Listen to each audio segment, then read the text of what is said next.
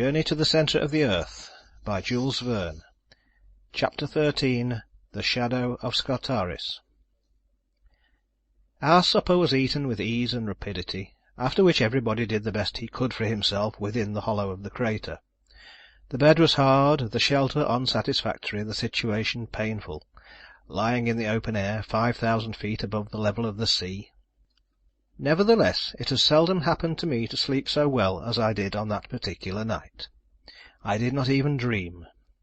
So much for the effects of what my uncle called wholesome fatigue. Next day, when we awoke under the rays of a bright and glorious sun, we were nearly frozen by the keen air. I left my granite couch, and made one of the party to enjoy a view of the magnificent spectacle which developed itself, panorama-like, at our feet. I stood upon the lofty summit of Mount Sneffels's southern peak. Thence I was able to obtain a view of the greater part of the island. The optical delusion, common to all lofty heights, raised the shores of the island, while the central portions appeared depressed. It was by no means too great a flight of fancy to believe that a giant picture was stretched out before me. I could see the deep valleys that crossed each other in every direction. I could see precipices looking like the sides of wells, lakes that seemed to be changed into ponds, ponds that looked like puddles, and rivers that were transformed into petty brooks. To my right were glaciers upon glaciers and multiplied peaks, topped with light clouds of smoke. The undulation of these infinite numbers of mountains, whose snowy summits make them look as if covered by foam, recalled to my remembrance the surface of a storm-beaten ocean. If I looked towards the west, the ocean lay before me in all its majestic grandeur, a continuation, as it were, of these fleecy hilltops. Where the earth ended and the sea began, it was impossible for the eye to distinguish. I soon felt that strange and mysterious sensation which is awakened in the mind when looking down from lofty hilltops, and now I was able to do so without any feeling of nervousness, having fortunately hardened myself to that kind of sublime contemplation. I wholly forgot who I was and where I was. I became intoxicated with a sense of lofty sublimity, without thought of the abysses into which my daring was soon about to plunge me. I was presently, however, brought back to the realities of life by the arrival of the Professor and Hans, who joined me upon the lofty summit of the peak. My uncle, turning in a westerly direction, pointed out to me a light cloud of vapour, a kind of haze, with a faint outline of land rising out of the waters. "Greenland," said he. "Greenland?" I cried in reply. "Yes," continued my uncle, who always when explaining anything spoke as if he were in a professor's chair, "we are not more than 35 leagues distant from that wonderful land. When the great annual break-up of the ice takes place, white bears come over to Iceland, carried by the floating masses of ice from the north. This, however, is a matter of little consequence. We are now on the summit of the great, the transcendent Sneffels, and here are its two peaks, north and south. Hans will tell you the name by which the people of Iceland call that on which we stand." My uncle turned to the imperturbable guide, who nodded and spoke, as usual, one word: "Scartaris." My uncle looked at me with a proud and triumphant glance. "A crater," he said. "You hear?" I did hear, but I was totally unable to make reply. The crater of Mount Sneffels represented an inverted cone, the gaping orifice apparently half a mile across, the depth indefinite feet. Conceive what this hole must have been like when full of flame and thunder and lightning. The bottom of the funnel-shaped hollow was about 500 feet in circumference, by which it will be seen that the slope from the summit to the bottom was very gradual, and we were therefore clearly able to get there without much fatigue or difficulty. Involuntarily I compared this crater to an enormous loaded cannon, and the comparison completely terrified me. To descend into the interior of a cannon, I thought to myself, when perhaps it is loaded and will go off at the least shock, is the act of a madman. But there was no longer any opportunity for me to hesitate. Hans, with a perfectly calm and indifferent air, took his usual post at the head of the adventurous little band. I followed without uttering a syllable. I felt like the lamb led to the slaughter. In order to render the descent less difficult, Hans took his way down the interior of the cone in rather a zigzag fashion, making, as the sailors say, long tracks to the eastward, followed by equally long ones to the west. It was necessary to walk through the midst of eruptive rocks, some of which, shaken in their balance, went rolling down with thundering clamour to the bottom of the abyss. These continual falls awoke echoes of singular power and effect. Many portions of the cone consisted of inferior glaciers. Hans, whenever he met one of these obstacles, advanced with a great show of precaution, sounding the soil with his long iron pole, in order to discover fissures and layers of deep soft snow. In many doubtful or dangerous places, it became necessary for us to be tied together by a long rope, in order that should any one of us be unfortunate enough to slip, he would be supported by his companions. This connecting link was doubtless a prudent precaution, but not by any means unattended with danger. Nevertheless, and despite all the manifold difficulties of the descent, along slopes with which our guide was wholly unacquainted, we made considerable progress without accident. One of our great parcels of rope slipped from one of the Iceland porters and rushed by a short cut to the bottom of the abyss. By midday we were at the end of our journey. I looked upwards, and saw only the upper orifice of the cone, which served as a circular frame to a very small portion of the sky, a portion which seemed to me singularly beautiful. Should I ever again gaze on that lovely sunlit sky? The only exception to this extraordinary landscape was the peak of Scartaris, which seemed lost in the great void of the heavens. The bottom of the crater was composed of 3 separate shafts, through which, during periods of eruption, when Sneffels was in action, the great central furnace sent forth its burning lava and poisonous vapours. Each of these chimneys or shafts gaped open-mouthed in our path. I kept as far away from them as possible, not even venturing to take the faintest peep downwards. As for the Professor, after a rapid examination of their disposition and characteristics, he became breathless and panting. He ran from one to the other like a delighted schoolboy, gesticulating wildly and uttering incomprehensible and disjointed phrases in all sorts of languages.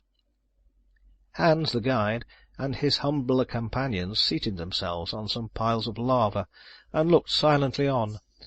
They clearly took my uncle for a lunatic, and waited for the result. Suddenly the Professor uttered a wild, unearthly cry. At first I imagined he had lost his footing and was falling headlong into one of the yawning gulfs.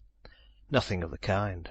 I saw him, his arms spread out to their widest extent, his legs stretched apart, standing upright before an enormous pedestal, high enough and black enough to bear a gigantic statue of Pluto. His attitude and mien were that of a man utterly stupefied. But his stupefaction was speedily changed to the wildest joy. "Harry, Harry, come here!" he cried. "Make haste! Wonderful! Wonderful!" Unable to understand what he meant, I turned to obey his commands. Neither Hans nor the Icelanders moved a step. "Look!" said the Professor in something of the manner of the French general, pointing out the pyramids to his army, and fully partaking his stupefaction, if not his joy, I read on the eastern side of the huge block of stone the same characters, half eaten away by the corrosive action of time, the name to me 1,000 times accursed. "On Saknussemm!" cried my uncle. "Now, unbeliever, do you begin to have faith?" It was totally impossible for me to answer a single word. I went back to my pile of lava in a state of silent awe. The evidence was unanswerable, overwhelming. In a few moments, however, my thoughts were far away, back in my German home with Gretchen and the old cook. What would I have given for one of my cousin's smiles, for one of the ancient domestic's omelettes, and for my own feather bed? How long I remained in this state I know not. All I can say is, that when at last I raised my head from between my hands, there remained at the bottom of the crater only myself, my uncle, and Hans. The Icelandic porters had been dismissed, and were now descending the exterior slopes of Mount Sneffels on their way to Stapi. How heartily did I wish myself with them! Hans slept tranquilly at the foot of a rock in a kind of rill of lava, where he had made himself a rough and ready bed. My uncle was walking about the bottom of the crater like a wild beast in a cage. I had no desire, neither had I the strength to move from my recumbent position. Taking example by the guide, I gave way to a kind of painful somnolency, during which I seemed both to hear and feel continued heavings and shudderings in the mountain. In this way we passed our first night in the interior of the crater. Next morning a grey, cloudy, heavy sky hung like a funereal pall over the summit of the volcanic cone. I did not notice it so much from the obscurity that reigned about us, as from the rage from which my uncle was devoured. I fully understood the reason, and again a glimpse of hope made my heart leap with joy. I will briefly explain the cause. Of the 3 openings which yawned beneath our steps, only one could have been followed by the adventurous Saknussemm. According to the words of the learned Icelander, it was only to be known by that one particular mentioned in the cryptograph, that the shadow of Scartaris fell upon it, just touching its mouth in the last days of the month of June. We were, in fact, to consider the pointed peak as the stylus of an immense sundial, the shadow of which pointed on one given day like the inexorable finger of fate to the yawning chasm which led into the interior of the earth. Now, as often happens in these regions, should the sun fail to burst through the clouds, no shadow. Consequently, no chance of discovering the right aperture. We had already reached the 25th of June. If the kindly heavens would only remain densely clouded for 6 more days, we should have to put off our voyage of discovery for another year, when certainly there would be 1 person fewer in the party. I already had sufficient of the mad and monstrous enterprise. It would be utterly impossible to depict the impotent rage of Professor Hardwigg. The day passed away, and not the faintest outline of a shadow could be seen at the bottom of the crater. Hans the guide never moved from his place. He must have been curious to know what we were about, if indeed he could believe we were about anything. As for my uncle, he never addressed a word to me. He was nursing his wrath to keep it warm, his eyes fixed on the black and foggy atmosphere, his complexion hideous with suppressed passion. Never had his eyes appeared so fierce, his nose so aquiline, his mouth so hard and firm. On the 26th, no change for the better. A mixture of rain and snow fell during the whole day. Hans very quietly built himself a hut of lava, into which he retired like Diogenes into his tub.